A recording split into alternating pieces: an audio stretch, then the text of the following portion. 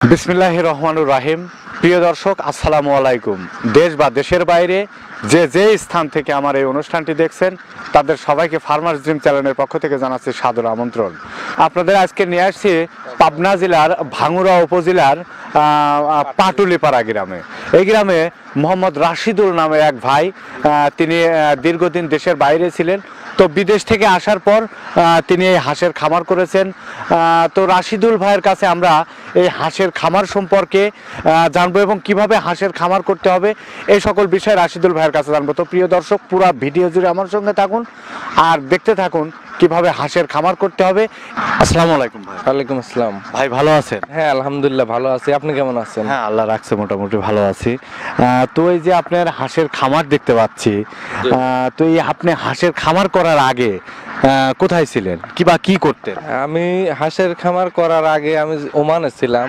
ওখান থেকে অনেক টাকা নষ্ট করছি, মানে গেছিলাম তো মূলত আয়ের রোজগারের জন্য, কিন্তু ওইখানে কাজটা আমার তত ভালো না, মালিক ভালো ছিল না, এই কারণে আমি দেশের বাড়ি চলে আসছি।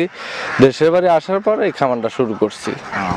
আপনি কি একদম ছোট বাচ্চা হাঁস থেকে খামার শুরু করেছিলেন? জি, এই একদিনের বাচ্চা থেকে শুরু করছি আমি এ পর্যন্ত এখন। আচ্ছা, আপনার একদিনের বাচ্চা, আপনার বাচ্চা কোথা থেকে সংগ্রহ করলেন? বাচ্চা সংগ্রহ করছিলাম উল্লাপাড়া থেকে, উল্লাপাড়া মোল্লা হাসারি থেকে। উল্লাপাড়া মোল্লা হাচারি থেকে। তো উল্লাপাড়ার বাচ্চা আপনি সংগ্রহ করছিলেন, এখানে বাচ্চার মোটামুটি ভালো মান ছিল? হ্যাঁ হ্যাঁ, এ গ্রেডের বাচ্চা নিছিলাম। বিশেষ করে হাঁসের 2-3টা গ্রেড হয়, এ গ্রেডেরটা নিলে একটু মূল্যটা বেশি দিতে হয়। বি গ্রেড আছে, সি গ্রেড আছে, কিন্তু আমি এ গ্রেডেরটাই নিছিলাম, কেননা এ গ্রেডের হচ্ছে ফার্স্ট ক্লাস বাচ্চা, নাম্বার ওয়ান বাচ্চা এ গ্রেড। আচ্ছা, আপনার এখানে কি আপনার টোটাল হাঁসাহাসি দুটাই মিক্সড আছে? হ্যাঁ, এখানে হাঁসাহাসি মিক্স আছে, এই কারণে আমার ডিমটা হ্যাচারিতে যায় বাচ্চা ফুটানোর কাজে, এই কারণে হাঁসাহাসি মিক্সার। জি। আচ্ছা, আপনার এই যে হাঁসগুলোর আপনার বর্তমান বয়স কতদিন হচ্ছে?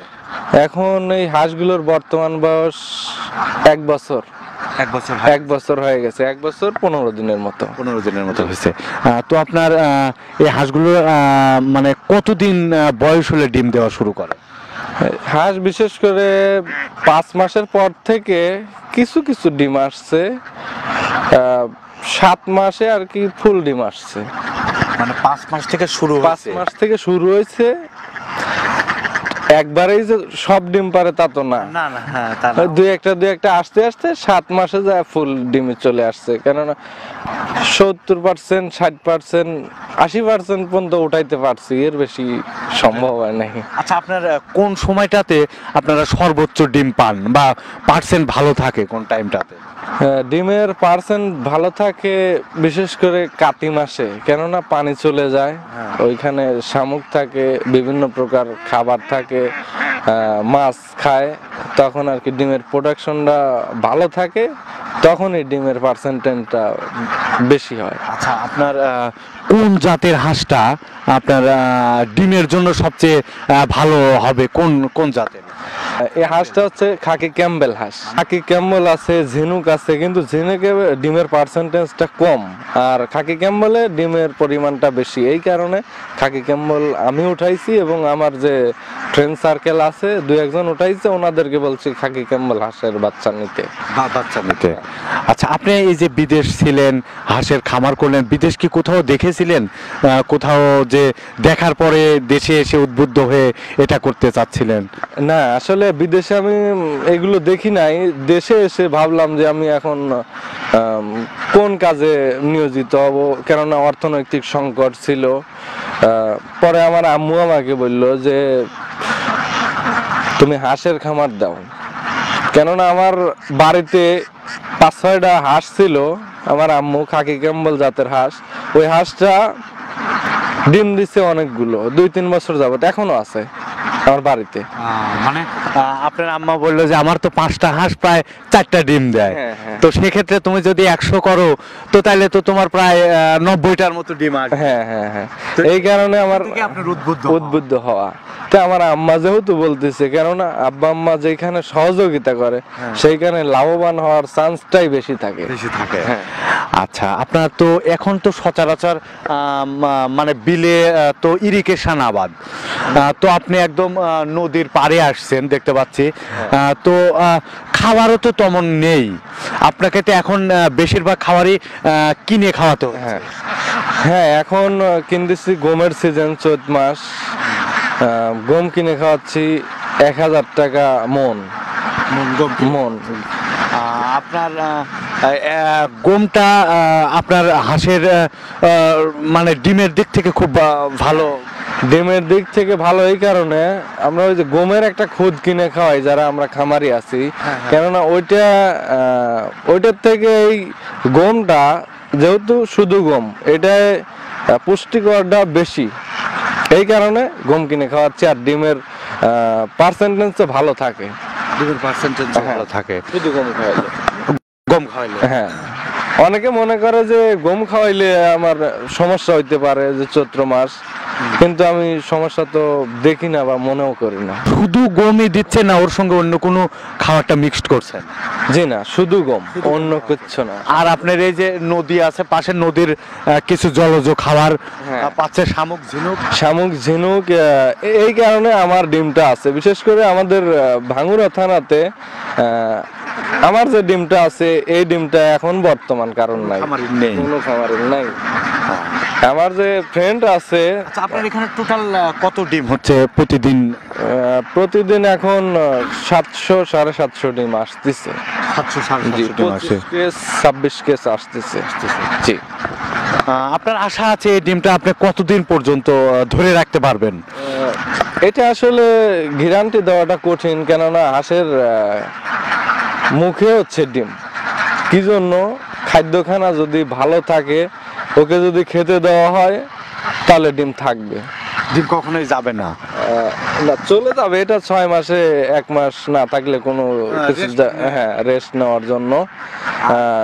কিন্তু ডিম এইখানে আছে চৈত্র মাস এখন, বিশেষ করে বিলে গাঙের যে খাবারটা পাচ্ছে ঝিনুক, এই ঝিনুকটা তো খুব ভালো কাজ করে, আর পাশাপাশি দিচ্ছে হচ্ছে গম, এই কারণে আমার ডিমটা ঠিকই আছে।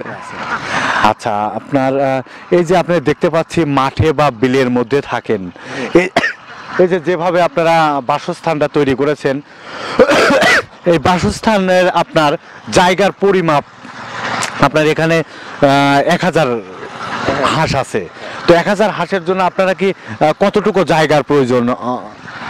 এটা আসলে বিশেষ করে গরমের দিনে 1000 হাঁসের জন্য লাগবে হচ্ছে 80 জায়গা, টোটাল মিলে স্কয়ার, মানে দৈর্ঘ্য প্রস্থ, হ্যাঁ, সব মিলে 80 হাত গরমের দিনের জন্য। আর শীতের দিনের জন্য 60 বা 65 হাত নিলেই যথেষ্ট। এই হাঁসগুলো তো আপনার 1 বছর বয়স হয়ে গেছে, তো আপনি কি এবছর রাখবেন নাকি বিক্রি করে আবার নতুন উঠাবেন? না, এই হাঁসটা আমার নিয়ত আছে আমি 3 বছর রাখবো। এই হাঁসটাই, কেননা পুরাতন হাঁসের হজম শক্তিটা বেশি, ধারণ শক্তি, ডিমের পার্সেন্টেজটাও বেশি থাকে। প্রথম বছরে সেরকম ডিম তো পাওয়া যায় না, বিশেষ করে 1 বছর আমার 15 দিন হয়েছে। আমি ইনশাল্লাহ আরো 2 বছর রাখবো আমার এই হাঁসটা, তারপরে বিক্রি করবো। আচ্ছা, তো মোটামুটি যখন বিক্রি করবেন তখনও তো একটা ভালো দামে বিক্রি করতে পারবেন? হ্যাঁ, মাংস হিসেবে তখন কাটাইতে দিতে হবে। যখন বিক্রি করব সর্বনিম্ন দাম আসবে 30,000 টাকা সহ। 30,000? হ্যাঁ, 300 টাকা পার পিস আপনার মাংস হিসেবে। হ্যাঁ, কারণ নিজের হাতের গড়া হাঁস অনেক দিন রাখতে পারবেন, কারণ আপনার এই হাঁসটা সম্পর্কে আপনার অনেকটাই ধারণা থাকবে ভিতরে যে কখন কি করতে। এই হাঁসটা সম্পর্কে ধারণা এই কারণে, আমি যে গত 1 বছরে যা শিখছি, আমার মনে হয় না যে পুরাতন যারা খামারি আছে এরা 5 বা 10 বছরে কোনো কিছু শিখতে পারছে, কেননা অনেক খামারের অবহেলা আছে।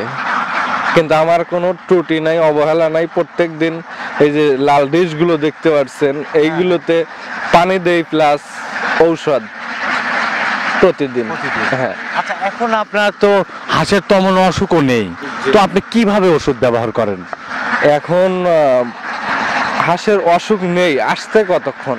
হ্যাঁ, এই কারণে হাঁসের এখন বর্তমান থায়োবিন প্লাস, রেনামাইসিন এইগুলো চললো আর কি। আমি স্টেপ বাই স্টেপ, মানে প্রতিদিন, হ্যাঁ। মানে 2 দিন আপনি রেনামাইসিন ব্যবহার করলেন, মানে ঠান্ডার ওষুধটা। হ্যাঁ।